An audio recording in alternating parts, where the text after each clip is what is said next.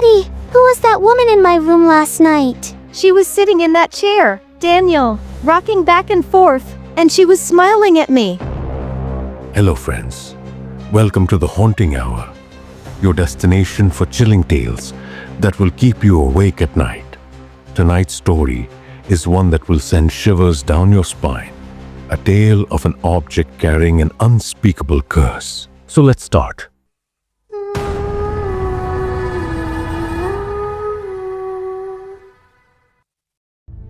Daniel, a practical man, a devoted husband, and a loving father. He never believed in ghosts or curses. That was until he unknowingly brought something into his home, something that would change his family's life forever. This tale isn't just about one terrifying night. It's about something far worse. A presence that watches, waits, and never truly leaves. Daniel worked as an IT consultant, often traveling for days at a time. His wife Lisa and their 6-year-old daughter, Nina, stayed in their quiet suburban home, a neighborhood where nothing unusual ever happened. That is, until Lisa began noticing strange occurrences. It started with whispers in the dead of night, fleeting shadows in the corners of her vision. Then came the unsettling feeling of being watched. One night, at precisely 2 a.m., Lisa called Daniel in a panic. Daniel, there's someone in the house. She whispered frantically. I heard footsteps. Someone is here. Daniel, still groggy from sleep in his hotel room, tried to calm her down. He told her to stay in the bedroom with Nina while he called security. The guards searched every inch of the house but found nothing. Lisa insisted she'd seen something, a dark shape standing in the hallway, watching her. Daniel dismissed it as stress, but deep down, he couldn't shake the uneasy feeling settling in his gut. Days passed. Lisa's fear grew stronger.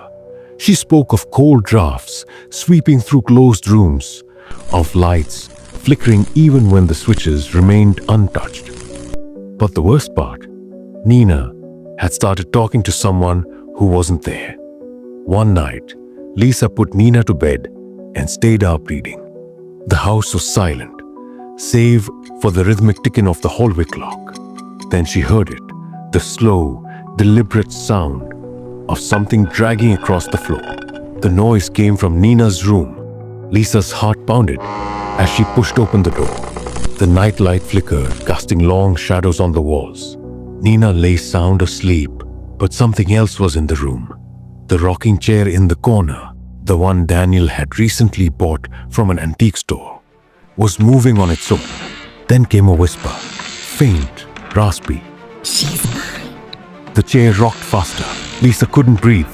A dark shape sat in the chair, its head tilting slowly, as if acknowledging her presence. The figure had no distinct features, just a shifting mass of darkness, with 2 pinpricks of red where eyes should be. It smiled. Lisa couldn't scream. The air felt heavy, pressing down on her lungs. She grabbed Nina, bolting out of the room. Behind her, the chair creaked violently before coming to a sudden, unnatural stop. By the time Daniel returned home the next day, Lisa was inconsolable. She refused to stay another night in the house. Something is in that chair. She sobbed. It watches, it waits, and it wants Nina. Determined to find answers, Daniel researched the chair's origins. It had belonged to a woman named Eleanor, a recluse who lived in isolation, deep within the woods. She was often seen sitting in the chair, whispering to it as if speaking to someone unseen. When she was found dead, sitting in that very chair, her face was frozen in a twisted, terrified scream. Rumors swirled. Every new owner of the chair reported disturbing incidents, objects moving, whispers in the dark, eerie dreams of Eleanor's final moments. Some claimed to wake up paralyzed, feeling unseen hands gripping their arms. Others said they saw Eleanor's reflection in mirrors, watching them with empty eyes. Desperate, Daniel contacted a spiritual expert. It's not the house, The expert said grimly. it's the chair. Spirits can attach themselves to objects, especially ones tied to violent or unresolved deaths. The expert instructed Daniel to perform a cleansing ritual. It had to be done at midnight. Alone, he was to anoint the chair with holy water and recite an incantation to sever Eleanor's connection. That night, Daniel stood before the rocking chair, its wooden frame eerily still.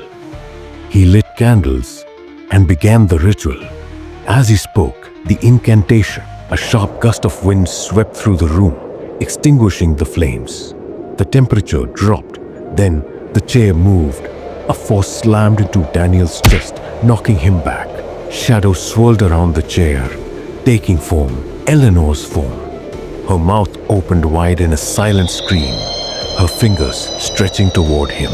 Daniel gasped, forcing himself to continue the incantation. The shadows writhed, twisting violently. A piercing shriek echoed through the room as Eleanor's form dissipated, leaving nothing but a faint whisper. She's mine. The chair fell silent. Daniel wasted no time. The next morning, he delivered the chair to a church, leaving it in their care. The disturbances ceased, but Lisa swore she could still feel its presence, lingering like a cold breath on the back of her neck. Occasionally, when passing the church, she heard it again, faint, almost imperceptible, the sound of a rocking chair creaking. Yet, the tale does not end there. Weeks later, a visitor to the church, a woman seeking solace, reported a chilling encounter. She swore she saw an old woman sitting in the chair, her head slowly tilting, eyes locking onto hers. The woman fled, but the church priest later discovered the chair had moved, despite being locked away in a separate room. The priest, determined to rid the church of the cursed object, arranged for its destruction. However, as they set the chair ablaze in a secluded field, a blood-curdling scream echoed through the night.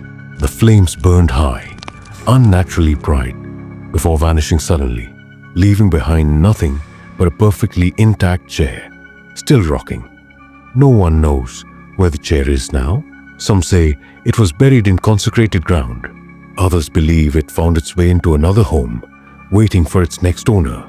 But one thing is certain, Eleanor's spirit was never truly banished. If you ever come across an old creaking rocking chair, be careful. Did you enjoy this story? Let us know in the comments. Don't forget to like, share, and subscribe to The Haunting Hour for more terrifying tales. Have you ever experienced something truly terrifying? A real haunting, an eerie encounter, or a chilling supernatural event? If you have a true horror story you'd like to share, I'd love to tell it on this channel. Send me your story via email at the address provided in the description, and your experience could be featured in an upcoming episode of The Haunting Hour. Let's keep the fear alive. See you in the next nightmare.